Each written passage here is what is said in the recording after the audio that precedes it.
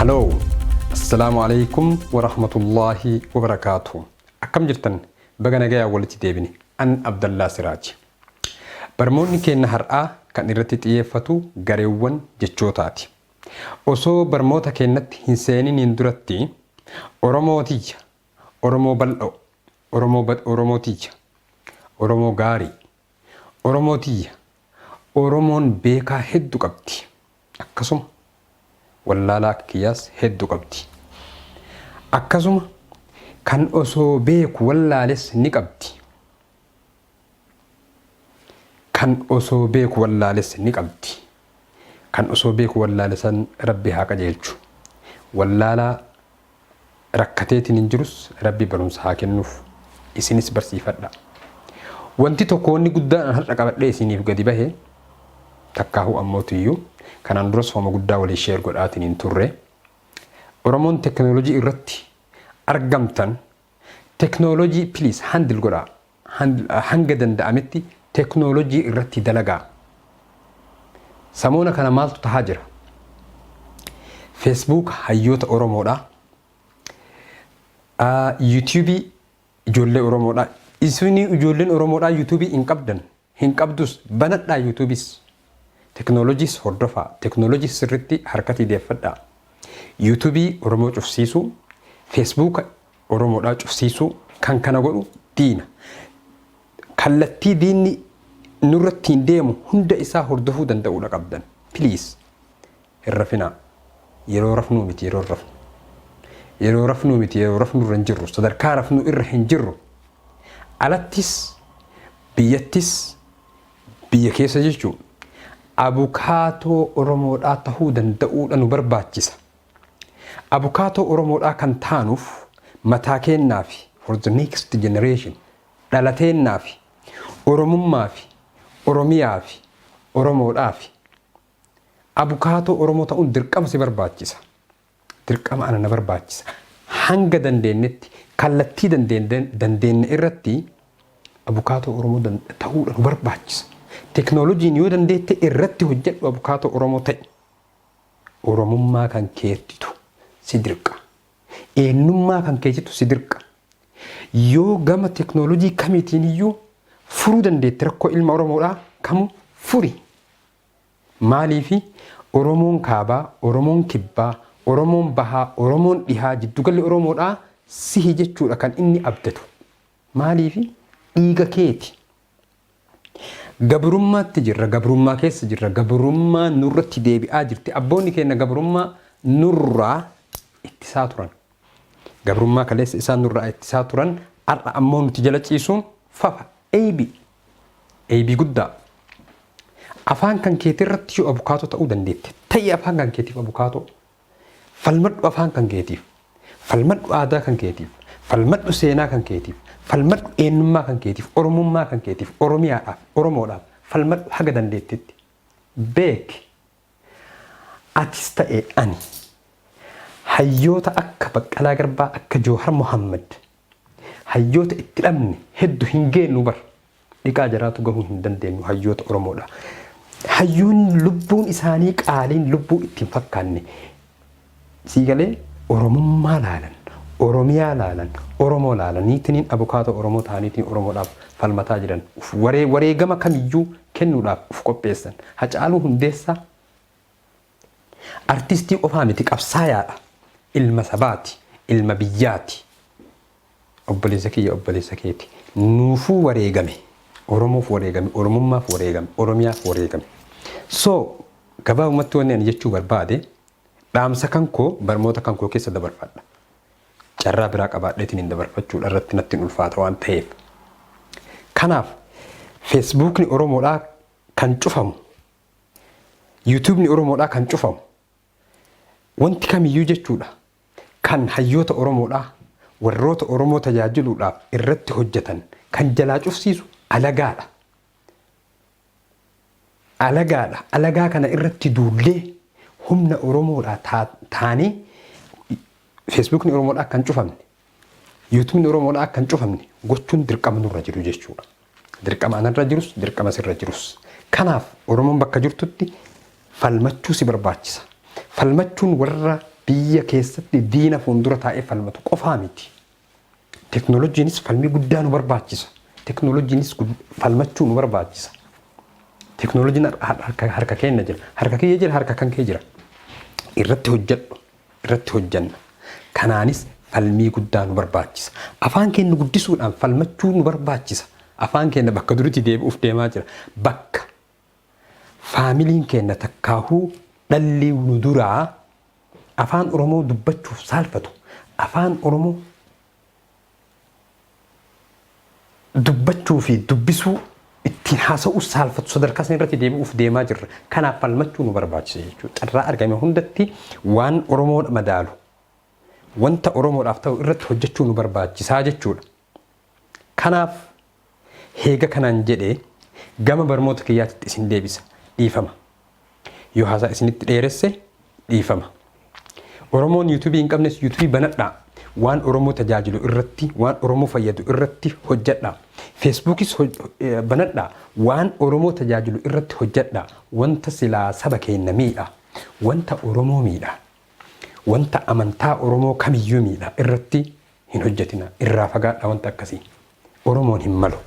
Oromoon safuu qaba. Oromoon kabaja qaba. Kabaja Oromoon qabu san, jaalala Oromoon qabu san harkaa bucheessuun faayidaa hin qabu. Kanaaf heega kana jedhee gama barnoota kiyyaatitti isin deebisa. Barnoonni keenya har'aa akkuma amma asirratti agartan kana garee jechootaati. Kanaan dura kan baranne seerluga afaan Oromoo barannee jirra. Har'as seerluga afaan Oromootitti isin deebisee kana dura ammootiyyuu hiikkaa jechoota afaan Oromootis barannee jirra. Makmaayisas barannee jirra. Saniittis amma gara fuulduraa ni deemna jechuudha. Har'a kan barannu garee jechootaati. Garee jechootaa kutaa tokko dabarseetiin ture. Inni bakka shanitti qoodama. Shanan keessaa kutaa tokko dabarseetiin hin jira. Har'a kutaa lammaffaadhaa fi kutaa sadaffaa isin agarsiisaa jechuudha. Kan itti aanu kutaa afuraffaadhaa fi kutaa shanaffaa ni ilaallaa jechuudha. So garee jechoota afaan Oromoo.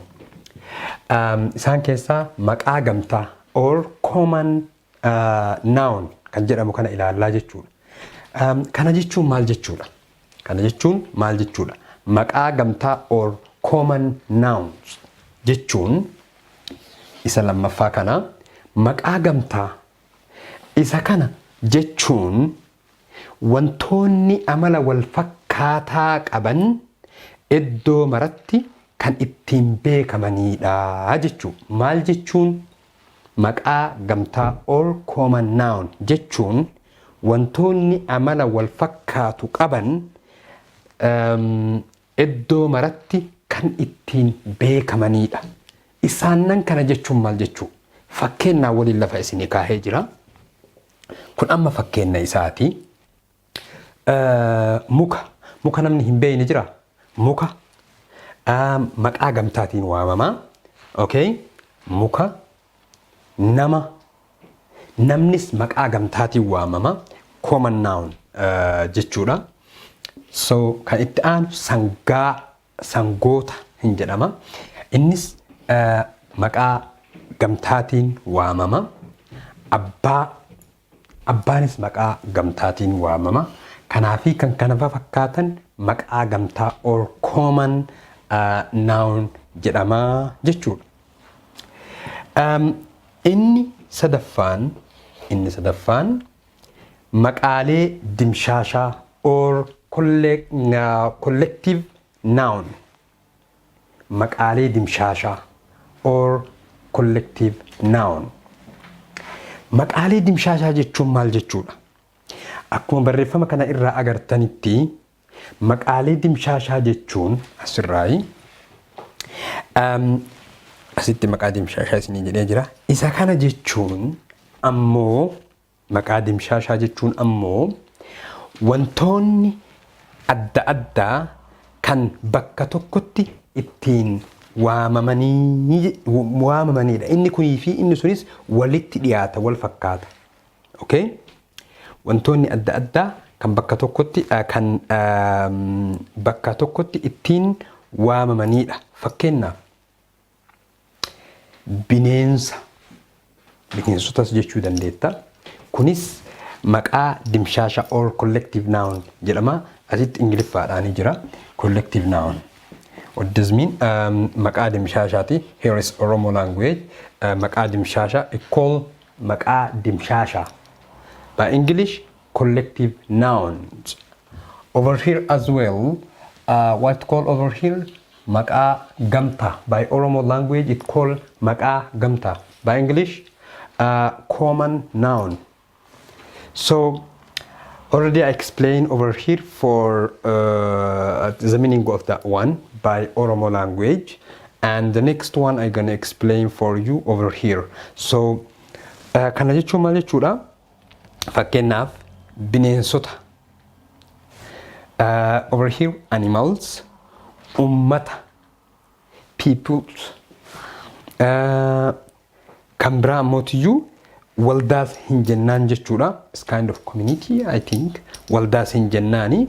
Barattoota, students. Kana jechuun maal jechuudha? Collective nouns. That means collective nouns. This is an example of collective nouns by Oromo language. Maqaalee dimshaasha. Okay? Over here as well, maqaa gamtaa or common nouns. Isa jennu, that means the name of common nouns. Maqaalee wantoota garaagaraatiin walitti qabamaniitiin waamamanii jechuudha kanas jechuun. So inni afuraffaadhaa fi inni shanaffaan yeroo itti aanutti kan isiniif qopheessu ta'a. Kun har'a kan baranne garee jechootaa or maqaa gamtaa common nouns, maqaa dimshaasha collective nouns. Maqaa gamtaa kan jennuun muka, nama, sangaa, maqaa gamtaati, okay? Sangaa, abbaa fi kan kana fakkaatanidha. Over here, maqaalee dimshaasha or collective nouns.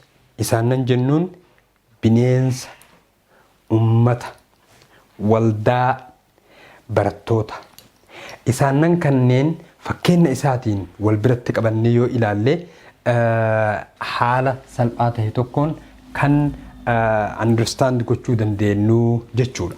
So barnoota kan koo har'aa isa garee jechootaa jedhu kanumaaniin raawwadha. Hanga barnoota biraatiin walitti deebinutti nagayaannaa jiraadha.